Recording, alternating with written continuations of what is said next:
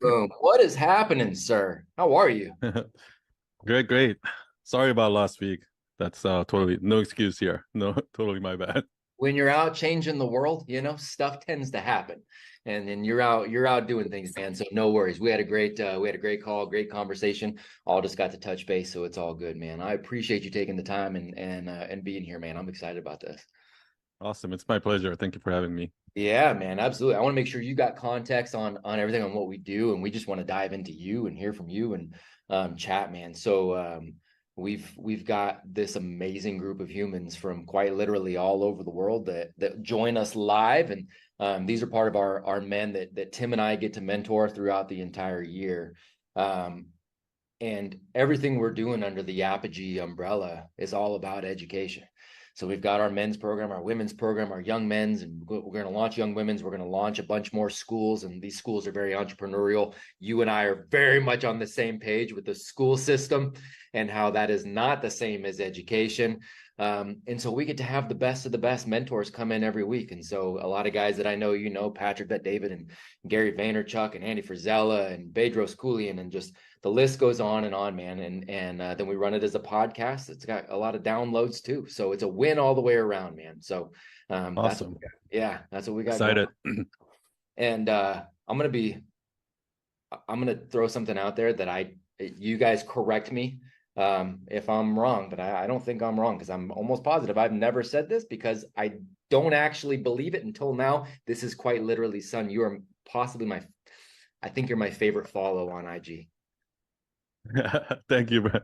Truly, I man. appreciate that. Yeah, I mean, and guys, check me if I've said that to somebody else before, because if I did, I've changed it since then.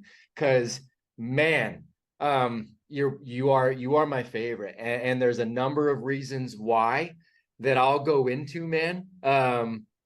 But I just want to start just going, who are you in your words? We'll get into why I think you are freaking a genius, and doing some brilliant work, and why I'm just so excited to connect with you. But who's son in your words, man? Let's kick it off. You and I'll chat a little bit, and then these guys will come in with better Yeah. questions.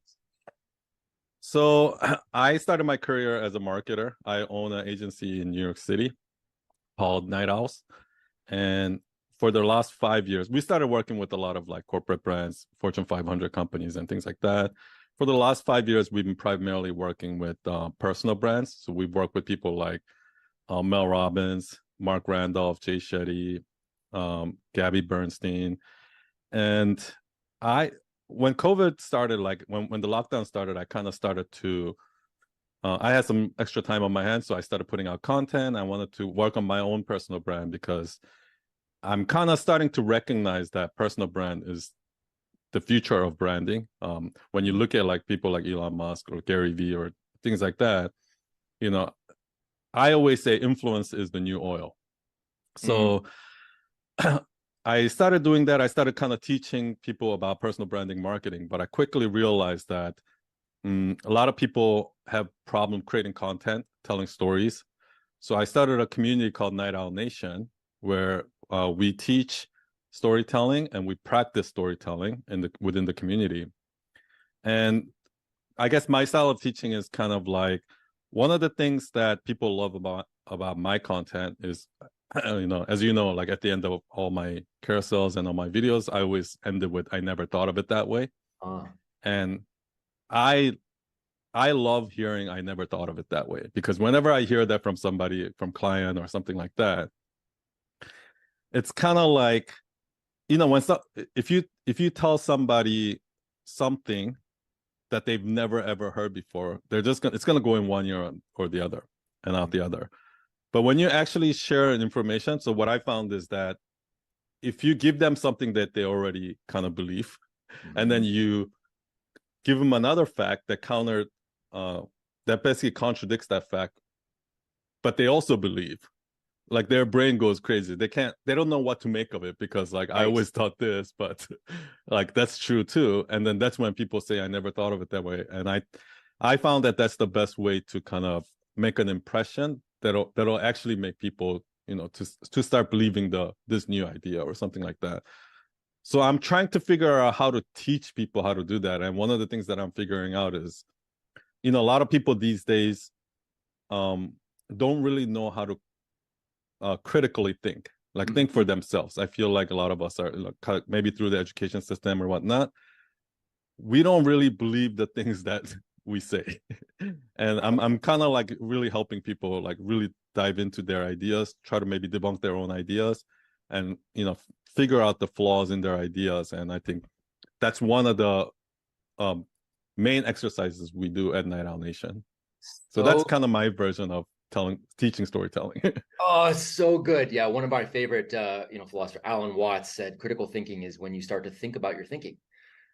And I love that. And that's exactly what you're doing. This is part of the reason you are one of my, I'm gonna call it my favorite follows, because of the brilliance in exactly what you just described. So I had the opportunity to, speaking was my career. While I was building out these schools and these programs, and this was all great, I was making money for the family, touring and speaking to corporate clients all over the world.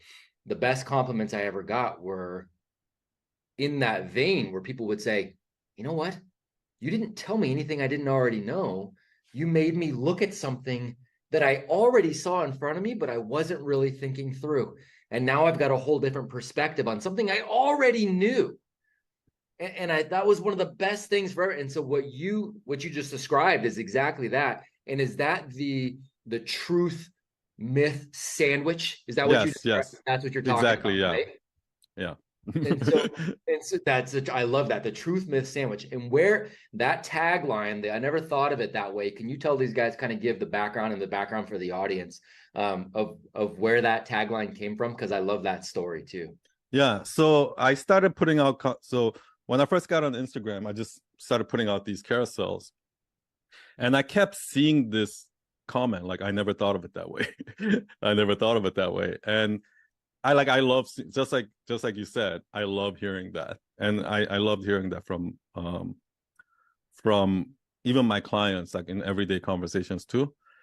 So I was just like, oh, let me before that I used to always put at the end like sharing is caring, some cliche shit like that. And we kept doing that, and then at the end we put and then I just changed to I never thought of it that way, just because um Yeah. people were saying that, and people went nuts. They were like, oh my gosh, this is exactly what I was thinking when Yes. when I got to it. And it started catching on. Like after that, like I would talk to some of my clients and friends, and we would be having a conversation, and out of nowhere they'd be like, oh, I never thought of it.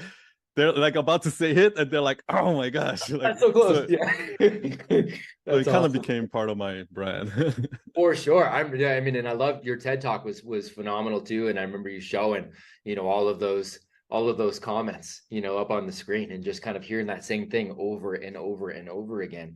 And there is such a genius in simple storytelling, right? And I think that's one of the biggest travesties of what we've done in school, is we've taken thinking away by making people pretend like they're thinking. One of the best examples I can give on this is, we know there's schools built a lot on, rote memorization and regurgitation, but we also put things like word counts on our papers, right? And we go, hey, this has got to be 500 words. I remember as a young kid going, man, I can tell you the point in 50 words. I can get you everything you need to know. But now I've got to go extend it, be a bunch of fluffy BS, right? But that's default, like that's how now we try to speak, we try to write that way, we try to, and all it is a muddled mess of garbage, versus the genius that comes with the simplicity of being very, very intentional.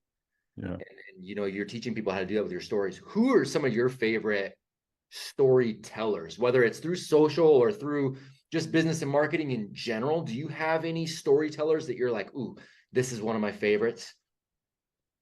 Well, my favorite writer, author is, his name's Chuck Palahniuk. He's the one who wrote Fight Club. Like Everybody I here love that guy. now, everybody here knows my affinity for him and for that story too. So absolutely, I'm right there Oh, with you. awesome. Yeah. Yeah, I yeah, would say my favorite creators are, my favorite actually creators are actually kind of, they're not as famous, they're not as big. sure. Like I love Ryan Holiday, I love Yep, Jocko Willink. yep, Like Jocko Willink is like, his content I probably consume more than anyone else.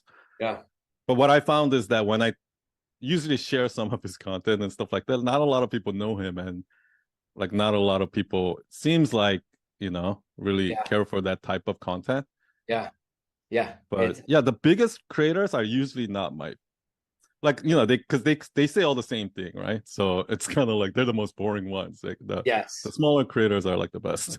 Are the most, yeah, I agree, man. And everybody here obviously knows who you're in the circle. Obviously, Tim Kennedy's my business partner on this. I mean, Yeah. so Jocko is somebody we know, and we haven't had Jocko in yet. Leif has come in as a guest mentor, Leif Babin, his partner, Oh and yeah, I love a that ton of guy. guys from Echelon Front. Carlos Mendez is a dear friend. JP's come in. We got a few guys from Echelon that have come in, but yeah, Oh great guys. wow, okay. Great guys, Yeah. man. That whole crew is solid. Ryan Holiday, obviously brilliant. Our young men's program obstacle is Yeah, a part of that. I Brilliant. feel like Echelon Front, they're legit. They're like, because a lot of people talk about leadership. Yeah. So I'm a little bit bothered by when I hear like Brene Brown and Simon Sinek talk about leadership, because yes, everything they're saying is true and everything, and I'm sure it's based on research and all of that. But what I love about Jocko and Echelon Front is they give you practical examples, right? It's so practical, and it's like they talk about those little nuanced situations that, yeah, I mean, yes, I should be, I should let people lead, but what about in this kind of situation? And like he'll explain it, and I just love that. Yeah. That's right. I agree, man. I brought Carlos actually into one of the campuses that I had built in California.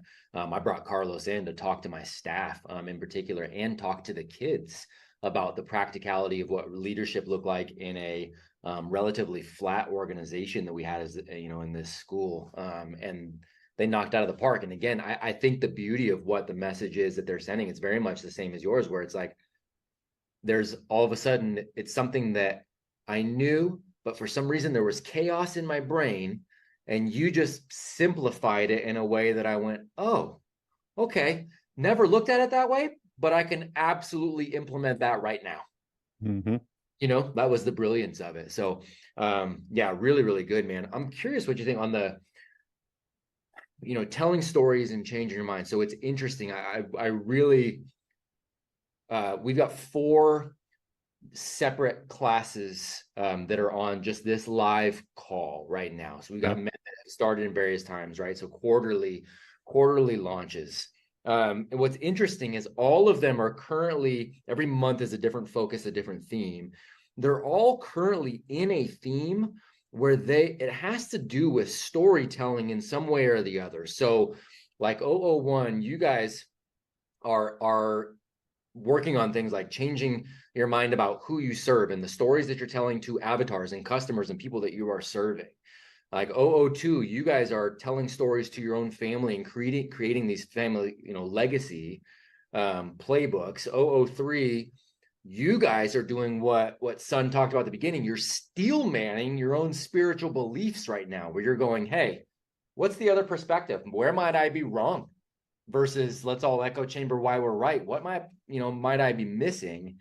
And then 004, you guys are literally in this first phase of changing your mind about yourself and the stories you tell yourself. As you're working, Son, with all of these clients, do you find like that kind of truth myth sandwich? Is that something that pervades storytelling, even not just like to customers, but to teams and to even yourself and your own interpersonal relationship? Is it something you think kind of goes across the board, or do you alter it depending on that Yeah. audience? No, I love how you explained the different quarter that people are in, because we actually, it's very similar to how we do it, where in the beginning we have them go through kind of a lot of reflections on their past and things like that, and then we actually in the last half the quarter we go into the actual myth truth sandwich and try to debunk our ideas and things like that. And what I found is that a lot of people can't debunk truth until they've done that first part first. You kind of have to reflect on your past. And like, to give you a good example, right? The first time I ever went to like a yoga retreat, I used to blame my employees for everything. I'm like, oh my gosh, like my employees don't care about like care about us, and they're so lazy, and I got to do everything. I got to do everything around here, and things like that, right? Like Jack will probably slap me, but and then that was my complaint, right? I was talking about that, but then during the yoga session, what when you're doing physical work, like to a point of exhaustion, right, where you can't even, you're Mm, so exhausted that you have no capability to even bullshit yourself. yep. That's when I feel like your ego kind of drops, and you're able to really see the truth. And that's when I realized, oh my gosh, like I'm not letting these guys help me. Every, like, if they do something wrong, they bring it to me. Instead of saying, oh, I think we can improve, and instead of training them and spending time to train them, I'll be like, oh, I'll just do it myself, right? Mm, And what I was doing was I was basically doing it to myself, and that's when I was able to reflect and say, okay, that's what I'm doing wrong, right?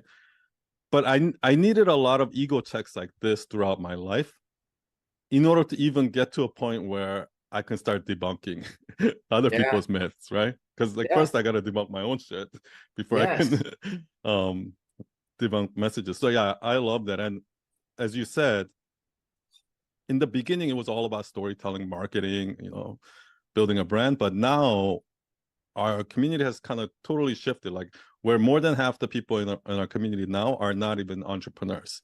They're Mhm. just it's more like what I say is, what we really teach is we teach people how to think critically and then communicate their ideas to the world. Yeah. Bingo. That's it. And I would argue that that is the backbone of everything that we do. I mean, it's the backbone of our relationships, right? It's the backbone of the relationship with ourselves. It's the backbone of our relationships with others, with anything we're engaging in. The ability to break down and the thoughts that we have in our mind to simplify any of the chaos that's out here, to break that down into simplicity and then articulate it and then be able to receive the stories of others. I mean, it's literally the background. It's the backbone of everything we're doing. Mm-hmm. Holy cow. One of the things that that I know you said that I really like too, I don't know if I heard you say it or if I read it on your website, but it was the concept of like what is your why, right? Like Simon Sinek's Mm-hmm. what is your why? And I love your response was like, I don't have one. I wasted a lot of time looking for why, and I ended up confused. And so I just do what is in front of me with like a full attack, full focus kind of deal. I'm not worried about it. I put whatever is in front of me, I go full focus, right? And then I'm going to trust that doing that is going to unlock the next step. Exactly. Yeah. That is kind of like what I live by now. Yeah.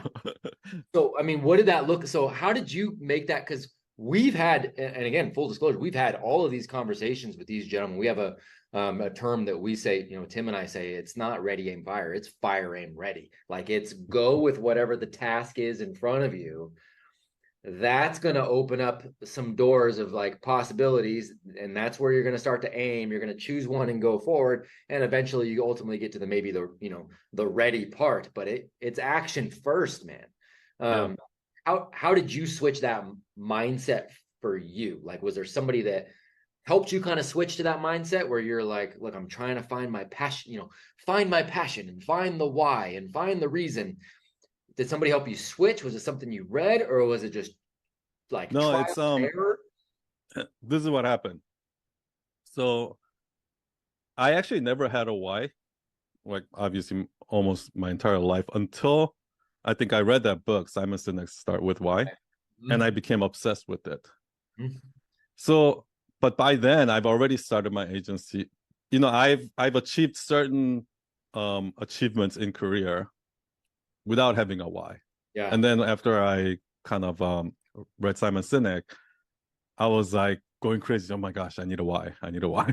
And basically, like I said, I spent the next 10 years like, okay, my why is our agency is gonna help entrepreneurs put their products out into the market. That's and then 3 months into, I'm like, oh, no, that's not right. I don't feel. And then I switched it, and I kept switching my why, like, and I just couldn't like land on one, right? And I was like kind of miserable during that time.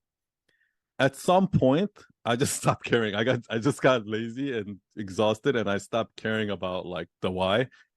And I just showed up every day. I just showed up because, you know, I have client work to do. I have things that needs to get done. So I just showed up and doing the work.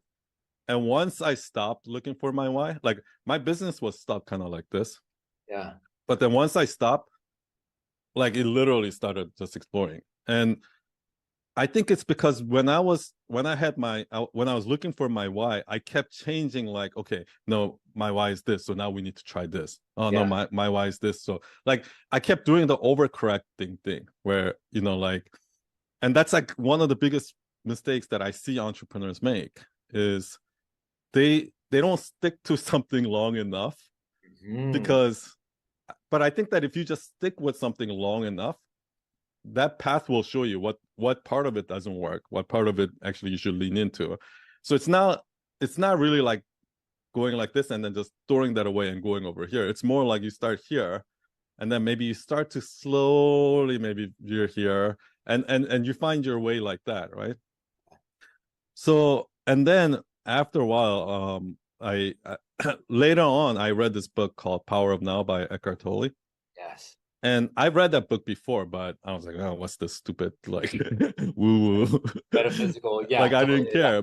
Yeah. But then the second time I read it, after I went through this, it just hit me. It's like, oh my gosh, like I realized that everything great happened in my life happened without me actually planning it. It almost happened by accident, Yeah. just because, you know, like the how I got into web design is there was an HTML book that was lying around. I kept, you know, I was playing around with it. I was so into it, and I was telling my friends like, "Yeah, let me build your website, and then I'll just make that the most amazing website." And doing a few of those got me a job.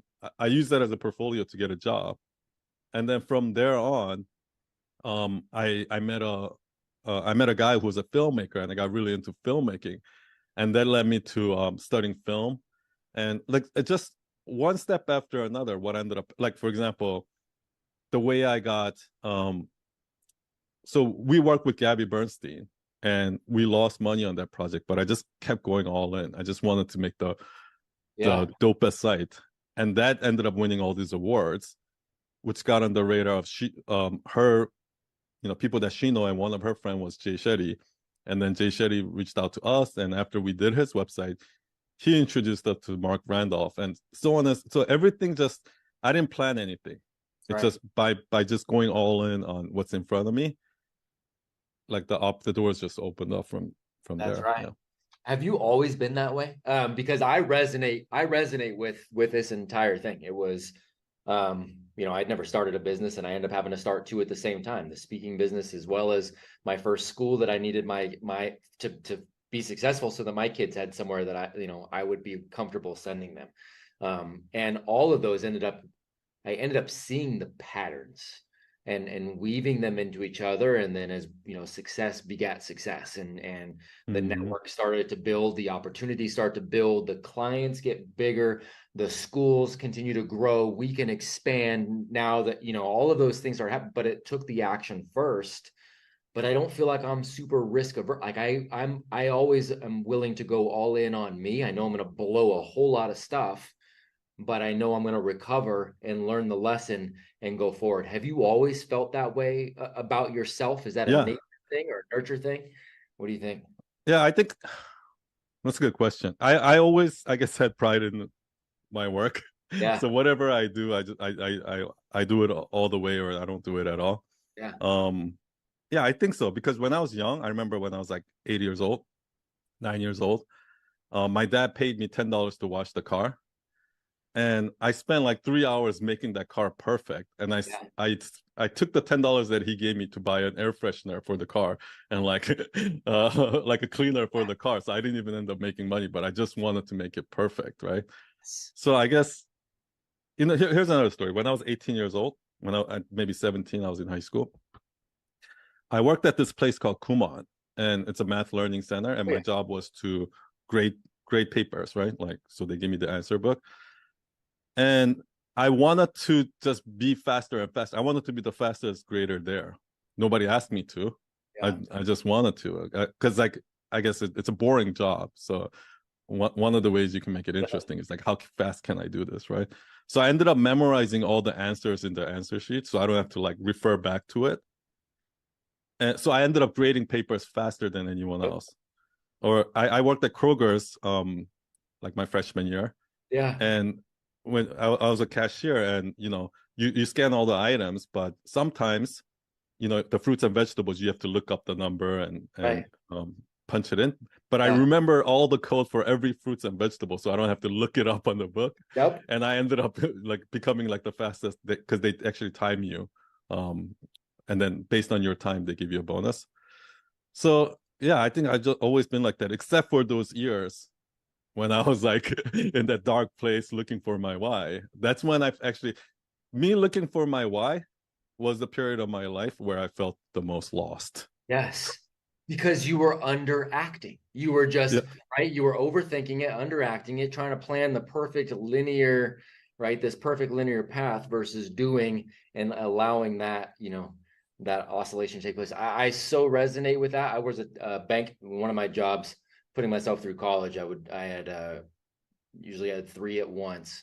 And I worked for Bank of America for like 5 or 6 years as I put myself through school. But it was the same thing. There were these transactions as a teller, it was all these transactions, and there was like records of how many like transactions were done during a day by one teller and not. So same thing. Like I went home and I practiced the 10 key to make sure I was solid there. I was making sure that my, everything was balancing, but I wanted to make sure I could do everything as fast as possible and win that. There's no benefit, and there was not even a bonus attached to it. I just wanted the freaking record, man. I so get that, man. I love. So I know we got a couple guys that are ready to jump in on something. I have one more thing that I want to make sure I ask before I'm gonna open up the floodgates here too. Another thing that I saw, and this I know I saw on your website for sure, and I love this. It was like an FAQ or something, and it said, "Why should I trust you?" And the response is, "You shouldn't trust me. Read what others say about me behind my back."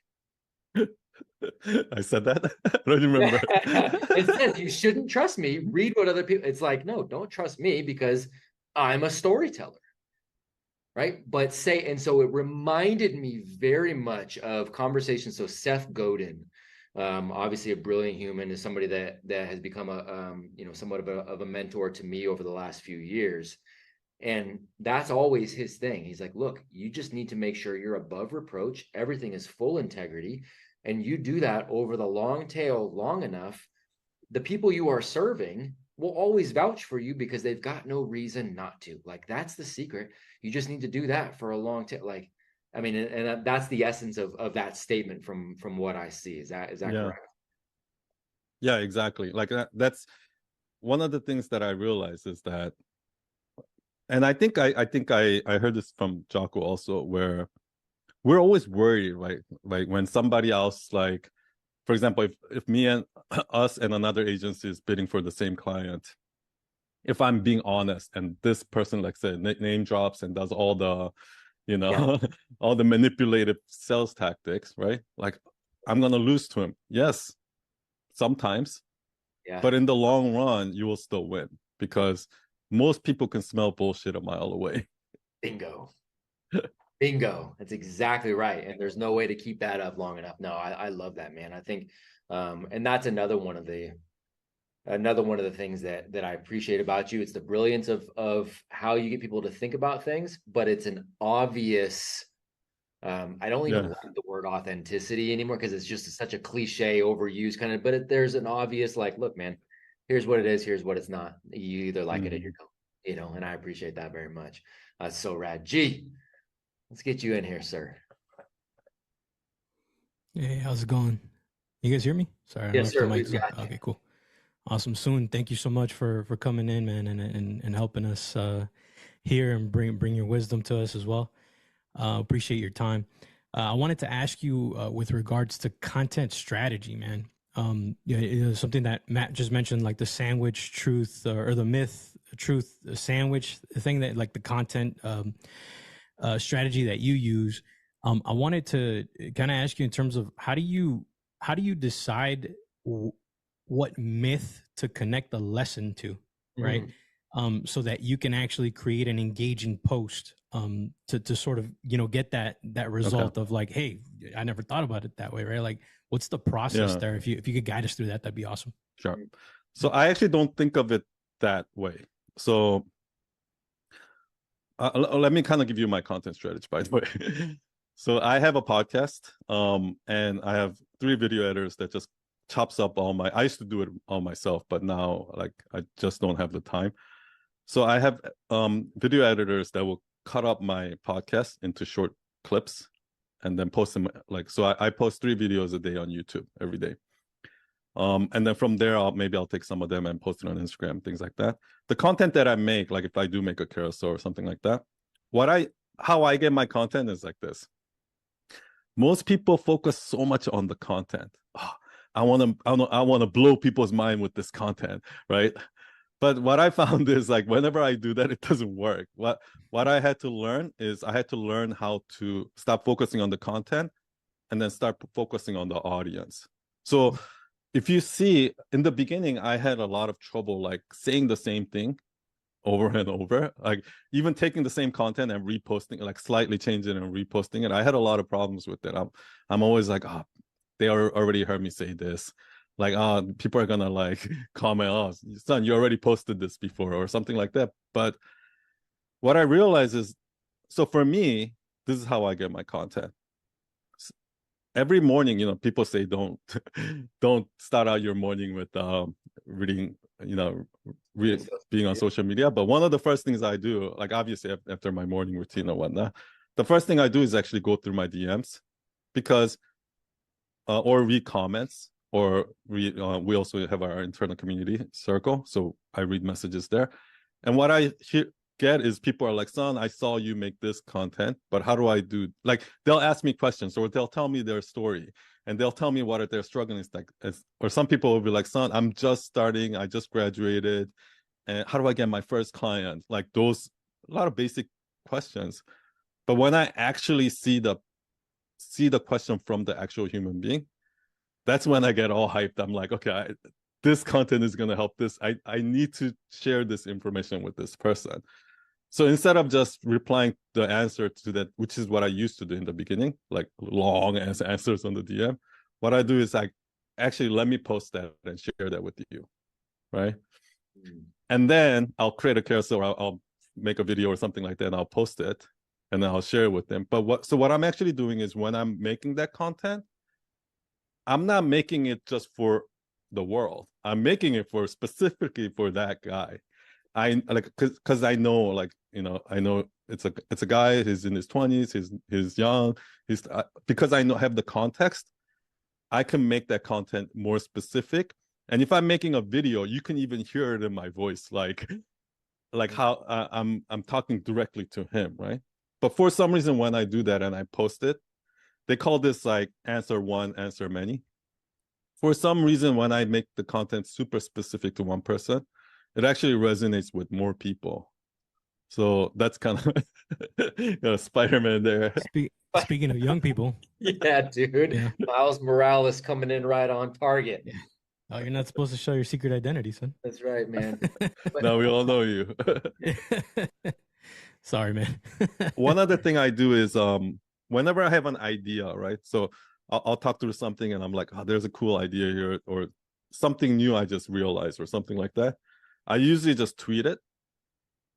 And then so I use Twitter as kind of like my content idea notepad, where whatever idea comes, I just tweet it and then see how people react. And sometimes I'll tweet it and it doesn't get a lot of response, but then I'll reword it a little bit and tweet it again next few days later, and then actually it hits.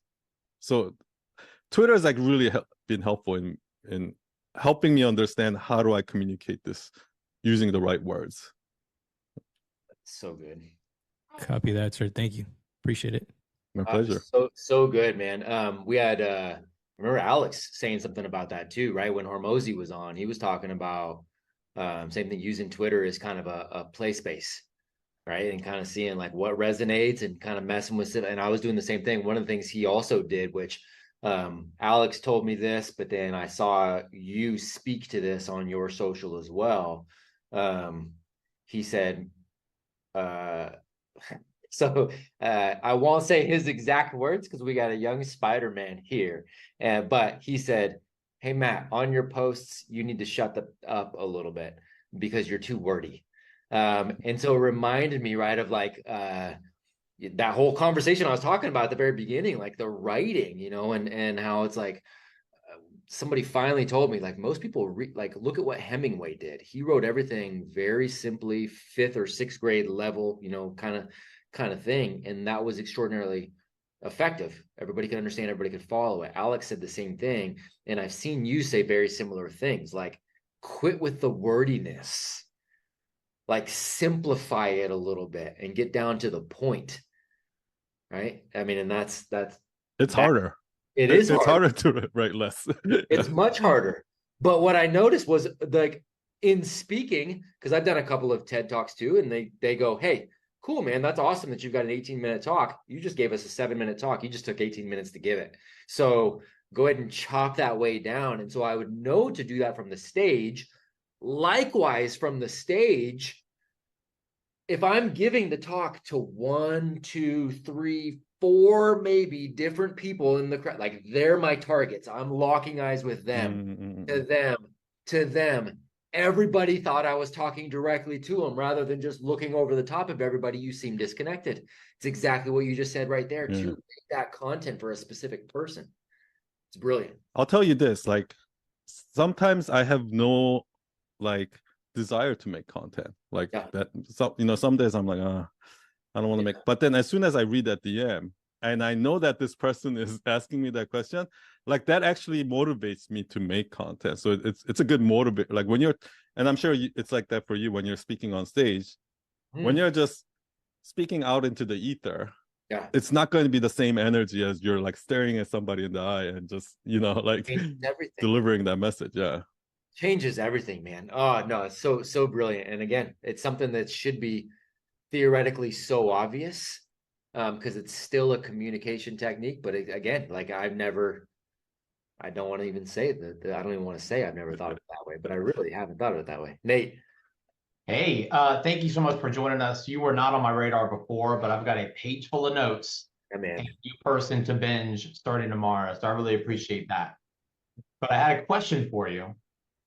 If you have something you want to communicate and then you want to relate a story to it so it spreads, what are some of the obvious or non-obvious tools in your toolbox that you reach for inspiration for getting these stories to be able to tie it to these concepts? Let me see, what tools do I use? I mean, I use Hemingway app a lot, like to kind of like so a lot of my writing is actually rewriting. So I'll write something, like it literally takes me 5 minutes to write out an idea, and it's usually long. And then I spend the next hour just rewriting. And that's like, I saw this from, I heard this from Jordan Peterson once. He said, like, go through every sentence, every word, and keep rewriting until you can say the same thing using the least number of words. So that's kind of like, that's a practice that I do, and like our community always does, like constantly. Here, I'll kind of give you like how I come up with content. So I usually hear some sort of a myth out there. So for example, people will say, and they're not really myth, people will say, like, oh, don't chase money, just chase your passion, right? That's like or just be yourself, or what, like these kind of cliche messages, right? And for me, I'm a very like all in or nothing kind of guy. That's my personality, right? That's actually my strength and weakness. So what happens is, in my life, the way I've learned lessons in my life is I would go too far one way, and I'm like, oh my, like for example, here's a good one. You know how people, like Yes Man, that movie, like say yes to everything. So in the early days, I just said yes to everything, and I just got super overwhelmed. And then I heard Tim Ferriss say, you got to say no to almost everything so that you can make room for the yes. So I went the opposite way. I just said no to everything. And then, so I overcorrected. And then I started losing all these opportunities. So I had to kind of like, learn how to say maybe, maybe, and then we'll see where it goes, right? So So for that, so a lot of my content is like this. People say, you know, like, say no to everything. That can be like a kind of a myth. So almost everything out there, oh, just follow your dreams. That's a myth. Just be yourself. Everything can be a myth. And the reason why is because few different reasons, right? Like for somebody who's too authentic, I might be like, hey, you might want to back up a little bit, right? Or somebody who's like always saying no to everything, I might be like, hey, maybe you want to take someone's up. So depending on who you are, it's slightly different. It also differs by time, right? Like back then, when Steve Jobs first say, you know, just if you you know do what you love, you never have to work a day in your life, right? That was like a popular thing, but now everybody's repeating that, and I don't really think people understand what that really means, right? So, because for me, so here's how I do it. So I take an idea like that that's popular, which I somewhat agree with, but somewhat also disagree with, because truth is always nuanced. It's somewhere in between. It's never black and white, right? So what I do is I make that statement, oh, just do what you love and never work a day in your life. And then the next part in the middle, I either give an example or I tell a story from my own life that contradicts that. So in this case, I might say, I love design. So I started a design company, but I spent most of my doing sales, taking care of my clients, you know, making sure we meet payroll, you know, dealing with disgruntled employees, and like all of these other things, right? That sounds like work. Yeah. So at work. the end, I say, the truth is, you can't always do what you love, but you can choose to love everything you do. So, and that's the final lesson I give, like from my own life. But I could have replaced that middle with some a different example. Like, you know, if you look at Kobe Bryant, yeah, he loves competing and playing basketball. But in order to do that, he needs to spend 8 hours a day in the gym. He has to play when he has a flu on Christmas Day. Like I talk about all of the other side, right? So what I do is the formula is you start with a myth, and then now try to think of a story or example that debunks that myth. That when is that not true? And then, okay, what's the real truth? Yeah, So that's kind of the formula that I use. Yeah. really good. That's awesome. Thank you so much for sharing that. Again, for everything all in, like the quote you said, all in on what's in front of me is worth the price of like admission to this. So thank you so much. Dude, My 100%. pleasure. Yeah, and you guys don't sleep on that Hemingway app too that he talked about. It is phenomenal for that exercise. That the power of taking a sentence, and again, even if this is your own thought that you're just getting out on paper, getting the chaos out here, writing it down, and then going through that exercise of getting to the least number of words possible to say that same thing. Man, there's power in that for your own thought process, which again, writing a lot of times is just formal thinking, right? So beautiful. Mr. Steve Ward. Hey guys, thank you for your time, sir. Really do appreciate it. Thank you. For a lot of us, as we move forward in this Apogee program, there might be opportunities to be a mentor or a coach. And for me, I'm 6'4". It's like all arms and legs. And I sometimes wonder, or if you have any advice, when you're physically in front of somebody, presenting your story about what you have to offer and what Apogee is all about, what are some things that you can advise me or the rest of us on stuff to remember when you're actually in front of a group of people or a person talking about what you have to offer and what Apogee is all about, so that it's, for me, I mean, it's all arms waving around and I can sound way louder than I really am because I'm so tall. Like my wife always says, why are you always yelling? I'm like, I'm not yelling. I'm just taller. So I sometimes try and, focus on that stuff and be aware that, I'm taller than everybody in the room and it can sometimes come across way over the top and too loud. But for somebody like you that is kind of in the know on being able to deliver a story very well, and I appreciate being able to do it in front of somebody, what are some tips or some guidelines you can give me or the other guys that are here on the call? So I would say I'm not really an expert in delivering communication. So I have a friend, his name is Vin Jang. He's Oh, dude. I don't know if you know him. Yeah. Yeah, Vin is the man. So that's his area of expertise, right? He's kind of like worked on his communication, how to deliver and things like that. And I always watch his videos. I try to like learn from, I ask him questions. I'm actually going to be we're planning to work on some a storytelling kind of workshop together. But I think the difference between him, like I asked him, like I'm like, hey, what can I do? And like I work on all of that. And he's like, so like I actually honestly don't think you should work on it because you know, when I speak on IG Live or even in person, sometimes people are like, oh, he's a little bit intimidating or something like that. But the thing is, usually when I say, oh, should I calm down a little bit? And I've tried that and it didn't work because what happens is, as long as you're just 100% just being you, people are gonna be drawn to that. And what ends up happening is, when I actually kind of like toned it down on my IG Live, people didn't like it. Like they'll DM me and be like, "Son, like what happened to you? Like what? Like if we want the old son back, right? Something like that." And even my friend who said, "Oh, you might be a little bit intimidating," she was like, "But don't change because that's what we love about you." Do you know what I mean?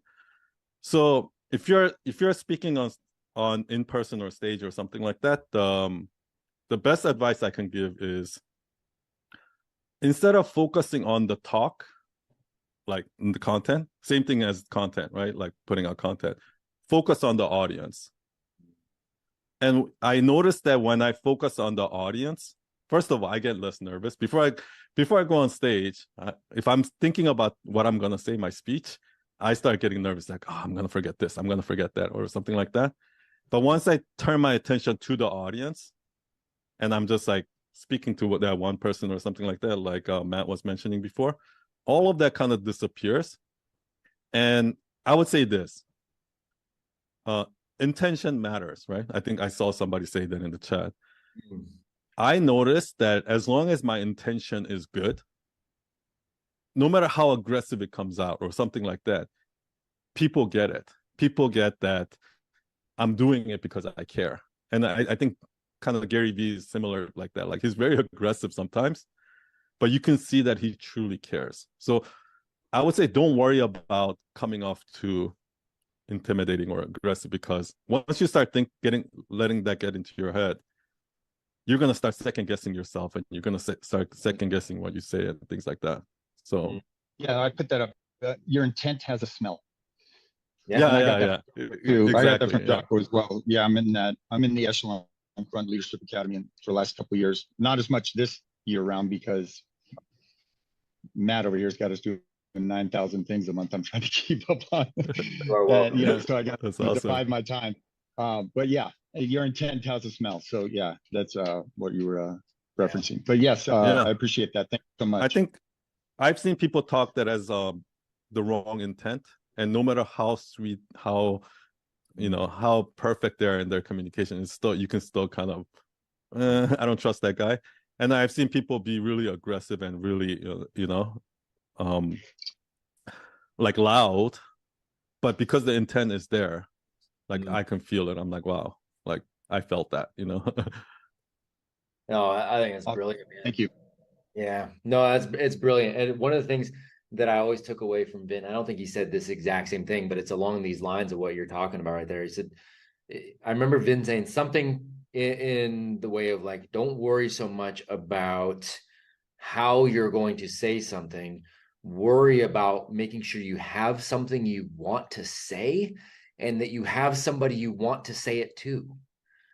Right? Like if you have those things, like I really want to say this and I really want to say it to this person, then the how just kind of, that's secondary, right? And I think that's extraordinarily powerful. I love the fact that you guys are doing some things together. Two just brilliant humans. He's one of my favorite communicators on stage, for sure. Yeah, for sure. Jeffrey. Hey, thanks, Matt. Son, great to meet you. Thank you for being here. We appreciate your time, man. Great stuff so far. I think I had a couple of questions. One, I was thinking, like, how can I incorporate being a better storyteller in my personal life with the people around me. I find myself kind of shortcutting and going straight towards like the end I'm getting at, where I feel like if I could craft a better narrative, that it would be received better. Mm-hmm. Does that make sense? So one of the things that works really well for me is, and this is actually going to be this tip is going to be the most helpful tip here actually. I think one of the reasons why how I learned storytelling is when I worked in a 9-to-5 job, I would go in and at the end I was so shy. I'm actually an introvert. I used to be so shy. I'll never raise hand, or I never ask questions. I'll never speak up in a meeting, right? So when somebody in the meeting says any questions, I didn't raise my question, and then somebody else will ask that question. I'm like, damn it, like I should have asked that question, right? Fast forward, when I started my agency, in our team meetings, I would say any questions, and I noticed that nobody raised their question. But then later on, when we're actually doing the project, like they had the question, but they didn't ask in the meeting, and I'm like, why didn't you ask it in the meeting, right? So what I started doing is, I'll say something, and I'll always, whatever I say, I always give an example. So here's one. See, I'm about to do it right now. For example, today I was recording a podcast, and I was trying to explain how the first version of something is always not right, and then usually the second version of that thing usually works better. For example, when Steve Jobs copied graphical user interface from Xerox PARC, that first version was garbage because you can only move the mouse like left and right, and you couldn't move it diagonally, which is annoying. And you can only have one window open at a time. So if you're using Microsoft Word, you have to close that before you open Chrome, and then you have to close that. Like, that's so annoying. And those are two things that Steve Jobs fixed in the Macintosh, so that you can have multiple windows open, and you can also move your mouse all across the screen, right? So I get, and as soon as I said that, the person was like, oh, like, and you'll actually literally see that whenever you say something, whenever you give advice or you give a tip or you make a statement and you say, follow that by saying, for example, and then give an example, you'll literally see everyone in the room goes like, oh, I get it now. And do it even if you don't have an example. Like, for example, like, again, so, people, you can't always follow your passion. For example, and then let's say I don't have an example, but I'll just go ahead and say it. Because what happens is when you go ahead and say it, now I'm forced to come up with an example. Yeah. And what I realize is that when you do that live, for some reason, when I'm on podcast, when I'm having a live conversation with somebody, my brain goes to places that it goes into overdrive. And then it starts connecting all these dots, and I'll start looking for the examples, and you might come up with an example that you haven't even thought of before. You know what I mean? When you're under pressure like that, I guarantee you, if you get in the habit of saying, for example, for about a year, like that's gonna drastically increase your storytelling skills. Mm-hmm. Love it. That's awesome. Thank you. Love it. Sure. Love it, man. Really good. Mikey Jets, last but not least, sir. Sorry there. I mean, thanks for being on with us. Marketing, man. You said, but I was going to ask you, and you just kind of said the question there. You said, I was going to ask you how many books you think you read that you had to read twice to get that value out of. How many in a lifetime? Oh, you're asking me? Yeah. Sir. How many books have I read twice? No, you said that you read The Power of Now, and then you went back and said, okay, yeah. Right. So I'm wondering how many books like that you have read that you've had to read twice, because you just said it again. You just said the second version of the first version's better, right? You just did it with yeah. Steve Jobs, and example, for example. But how many books do you think are that I think out of that time? I think book wise, I think that was the only book, but there are a lot of things, like for example, like my dad used to always say, where there's a will, there's a way. And me as like a 80-year-old was like, what does that even mean, right? But then when I was like 12, when I first moved to the US, like my English, I didn't know English, and I had to do this homework, which was like reading and writing. And I'm like, there's no way I can do that. But I have like a tiger mom, so she literally set me down and she won't let me go to sleep until I finish it. And I'm like, this is impossible. There's no way I can do this. I don't speak English. I gotta read and write this. There's no way I can do this, right? So I was like, oh yeah, mom, let's see who can stay longer, right? So we it was like 11, 12, 1, 2, 3 a.m. And I can see it in her eyes that she's literally not gonna let me go to sleep. And I'm kind of like dozing off. And at that time, I just opened up my dictionary, like literally looked up every word and did the homework. And I finished it in 30 minutes, right? And then that day, like my mom taught me a lesson, right? Like my mom taught me such a valuable lesson that day. And since that day, I'm like, now I know when my dad says, where there's a will, there's a way. So I think a lot of advices that you kind of ignore, once you've actually gone through it, like in life, it has a whole new meaning, right? So I think that's why, like, a lot of things that sound cliche, but you're like, of course, you know. And that's why when you tie a cliche statement like that to a story, like I just told you, people are like, you know, maybe they haven't gone through maybe they weren't in Iraq, like going through doing some impossible task or something like that. But a lot of people had a situation like this where they had to stay up and finish their homework or something like that. Those are simple stories that a lot of people can resonate with, you know. For sure. Roots it to a universal truth. Really good. Yeah.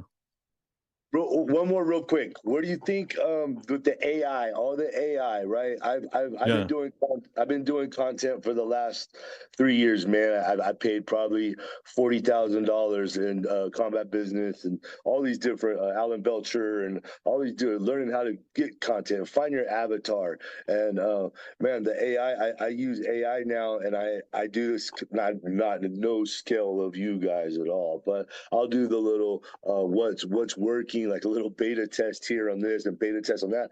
And it seems like AI just knocks me out of the park, man.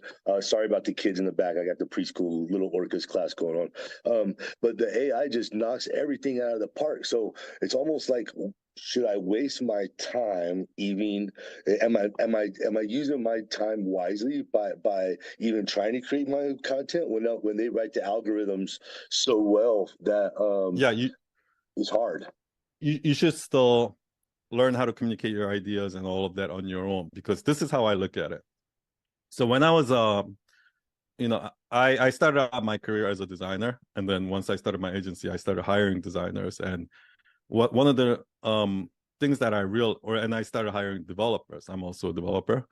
One of the things I realized is that when you look at the market, like 99% of designers out there are pretty mediocre. 99% of programmers out there are pretty mediocre. Maybe not 99, maybe 95%, right? And then the top 5%, top 5 to 10% are the ones that are like pretty much making all the biggest bucks, and the rest of them are kind of mediocre. And what I realized the difference is, if I hire a designer, I have to know I see so many people hire designers, but they don't know what directions to give them. And then they'll design something that come back, but like, that's not what I wanted. And then like, well, you didn't tell me that. And they have to go back and forth and back and forth and back and forth, right?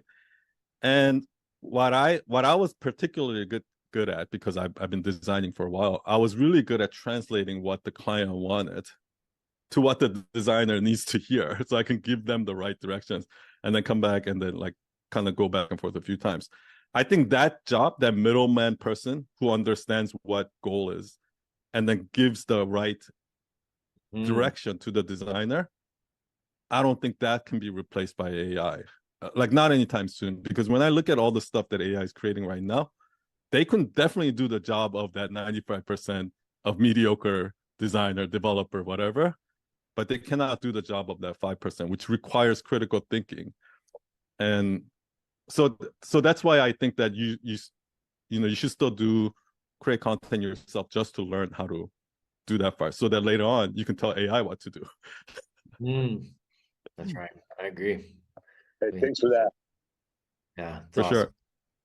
I know we're right at 7 Eastern right now. We still have one more hand. Are you okay, son? If we got one more? Yeah, I got time. Yeah. Okay, you're awesome, man. Thank you. Mr. Hayworth. Hey, good to see you. Son, thank you for your time. Sure. I'll make it quick. I run a podcast too, kind of new and growing. And so I'm a one-man shop, doing all my editing, cutting all the clips and everything. So that idea there of tell that story with a specific person in mind, just to a broader audience, really, really good. I took that to heart. I was wondering if we could dive in on that a little bit further, and you maybe give some specific examples of, you take a podcast. I know you have a team doing it for you now, but I guess how are you coaching them? I just want to kind of pick your brain a little bit on that whole process, so I can kind of put it into practice myself. You definitely have the podcast voice, by the way. For sure. Thank you. I've got a face for radio. He does a really good job too. He does a fantastic job. I can vouch. So the way it started is I hired a video editor, and in the beginning, what I would do is I would actually point out, okay, like here are the timestamps where I said this. Can you take clips of that and do it? And then in the beginning they did it. Obviously they didn't do it right. So the first couple of months I had to spend time with them and then give them a little bit, direction. Hey, that might not work, something like that. But what ended up happening is it's actually okay to put out content that you don't think is ideal. Like, it's better than not posting anything at all. Yep. So after a couple months, what I started doing is even if they did it wrong, I'll just post it. And I'll say, okay, just next time, make sure you include a hook in the first 2 seconds. So I'll go over some of the basics. So some of the basics that I always tell them is, in the first 2 seconds, what I realized is that most of these platforms, when you're doing short clips, like, you really need to capture their attention in the first 2 seconds. So some of the ways I do that is I'll put a text that says, hey, like, what you're about to see, right? This is how this is what you should do if you haven't gotten your first client yet, or this is how you close sales, or something like that. That'll get people watching. Sometimes they'll do something like, one of the biggest mistakes I made was beep, and then like during the bleep they'll put like coming up, right, so that they'll have to watch the thing. So yeah, we do little things like that. But what I noticed, the biggest tip I can give you when you're working with editors or content editors, designers, and things like that, is let them make mistakes. Actually, I guess this is kind of with most creatives. You have to let them make mistakes and figure out what they did wrong, because if I'm giving too much editing comments to them, they start second guessing themselves. They're like, is son gonna like this? Is son gonna and it just takes them longer and longer and longer. But if you just let them go and do their thing, I found that that's when they thrive and they improve. Also, I think one of the best decisions I made is, what I did was I posted a video, or maybe it was a carousel, that said, I'm looking for video editors. So if you're a video editor, somebody, go to my YouTube channel, download one of the 1-hour episodes, find the clip that you think is good, and then create a 60-second or less short clip from there, and then submit it to here. And then we got like 30 people submitted. So that already, from there, I was able to filter out like who kind of understands, because part of it is, if you have a video editor that understands content, meaning they know what are the good parts to clip out, that's already like huge time saver. So Super And smart. even if you don't have a big audience, I would say do it, because a lot of the people that applied for when I did that were not actually my followers, but like friend of my follower, or like just random people that found it and applied. Good. Thank you. Yeah, I think my biggest issue is hooks, right? It's my guest will say something incredible, but I got to kind of preview it in that first 2 seconds really well to get people to actually want to watch the full thing and get the, the hard hitting piece.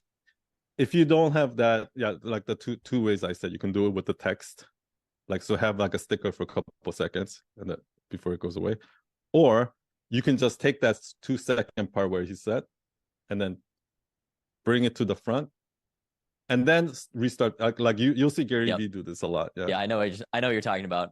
Yeah. So that's a great suggestion. Thank you. Awesome. For sure. Freaking awesome, man.